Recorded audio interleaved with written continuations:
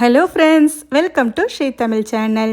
எப்பவும் போல் இட்லி தோசை மாவு வச்சு டிஃபன் செய்யாமல் இன்றைக்கி நாம் கொஞ்சம் வித்தியாசமாக அதே நேரத்தில் ஹெல்த்தியாக பச்சைப்பயிரை வச்சு ஒரு சூப்பரான கார குழி பணியாரம் செய்ய போகிறோம். இது சுட சுட தேங்காய் சட்னி, கார சட்னி கூட ரொம்பவே நல்லாயிருக்கும். இந்த மாவு பார்த்திங்கன்னா குழி பணியாரம் மட்டும் இல்லை, தோசைக்கு கூட நீங்கள் பயன்படுத்திக்கலாம். ரொம்பவே நல்லாயிருக்கும். முதல்ல ஒரு பாத்திரத்தில் 1 கப் அளவுக்கு பச்சை பயிறு எடுத்துக்கங்க. எந்த கப்பில் வேணால் நீங்கள் அளந்து எடுத்துக்கலாம். இப்போ இதை 2-3 தடவை நல்லா கழுவிட்டு தண்ணி சேர்த்து ஒரு 7லேருந்து 8 மணி நேரம் நல்லா ஊற விடுங்க. அடுத்து இன்னொரு பாத்திரத்தில் 1/2 கப் அளவுக்கு இட்லி அரிசி, கூடவே 1/2 கப் அளவுக்கு உளுந்து சேர்த்துக்கங்க. அரிசி பார்த்திங்கன்னா நீங்கள் பச்சரிசி, புழுங்கல் அரிசின்னு எது வேணால் சேர்த்துக்கலாம். இப்போ அரிசி, உளுத்தம்பருப்பு ரெண்டையுமே நல்லா கழுவிட்டு ஒரு 3 மணி நேரம் நல்லா ஊற விடுங்க. முதல்ல பச்சை பயிரை மட்டும் நாம் அரைச்சி எடுத்துகிட்டு வந்துடலாம். மிக்ஸி ஜாரில் சேர்த்து தேவையான அளவு தண்ணி சேர்த்து இந்த மாதிரி நல்லா மைய அரைச்சி எடுத்துக்கோங்க. எந்த அளவுக்கு மைய அரைக்க முடியுமோ அந்த அளவுக்கு மைய அரைச்சி எடுத்துக்கலாம். அடுத்து நாம் ஊற வச்ச அரிசியையும் உளுந்தையும் அரைச்சி எடுத்துக்கோங்க. தேவையான அளவு தண்ணி சேர்த்து நல்ல மைய அரைச்சி எடுத்து இதிலையே சேர்த்துக்கலாம். அடுத்து தேவையான அளவு உப்பு சேர்த்து கலந்து விட்டுக்கங்க. பச்சைப்பயிறு மாவு, அரிசி, உளுந்து மாவு எல்லாமே நல்லா சேர்ந்து வர மாதிரி ஒரு நிமிஷத்துக்கு நல்லா கலந்து விட்டுக்கங்க. எல்லாமே நல்லா சேர்ந்து வரணும்.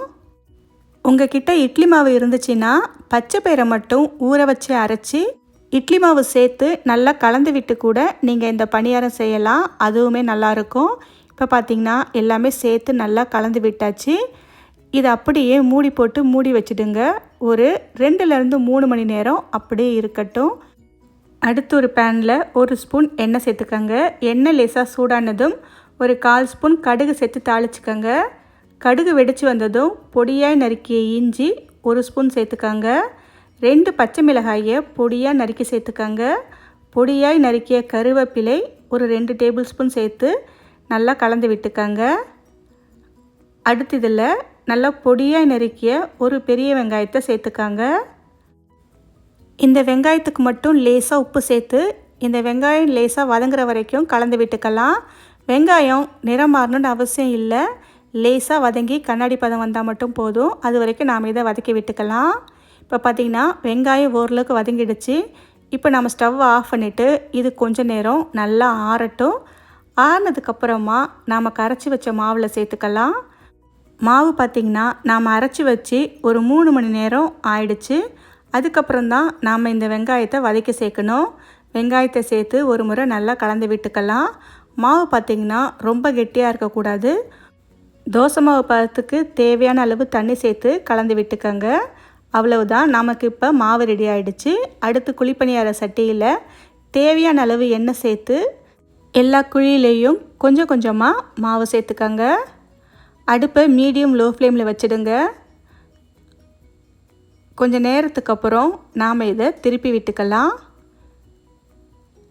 2 பக்கமும் நல்லா திருப்பி விட்டு அடுப்பை மீடியம் லோ ஃப்ளேமில் வச்சு நல்லா பொன்னிறமாக செவந்து வர வரைக்கும் நாம் இதை வேக வச்சு எடுத்துக்கலாம். பச்சை பயிறுன்றதுனால கொஞ்சம் உள்ளே வேகிறதுக்கு லேட் ஆகும். அதனால் பொறுமையாக மீடியம் லோ ஃப்ளேமில் வச்சு வேக வச்சு எடுத்துக்கங்க. திருப்பி விட்டதுக்கப்புறம் தேவைப்பட்டால் எண்ணெய் சேர்த்துக்கங்க. 2 பக்கமும் நல்லா திருப்பி விட்டு இந்த அளவுக்கு நல்லா செவந்து வர வரைக்கும் இதை நாம் வேக வச்சு எடுத்துக்கலாம். அவ்வளவுதான், நமக்கு ரெடி ஆகிடுச்சு. இப்போ நாம் ஒவ்வொன்றா வெளியே எடுத்துடலாம். இதே மாதிரி எல்லா மாவையும் சேர்த்து பணியாரம் சுட்டு எடுத்துக்கலாம்.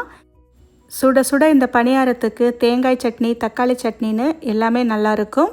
ஓகே ஃப்ரெண்ட்ஸ், இந்த ரெசிப்பியை உங்கள் வீட்டில் ஒரு முறை ட்ரை பண்ணி பார்த்துட்டு எப்படி இருக்குன்னு சொல்லுங்கள். இந்த ரெசிபி உங்களுக்கு பிடிச்சிருந்தால் லைக் பண்ணுங்கள், ஷேர் பண்ணுங்கள். ஸ்ரீ தமிழ் சேனலுக்கு சப்ஸ்கிரைப் பண்ணுங்கள். தேங்க்ஸ் ஃபார் வாட்சிங்.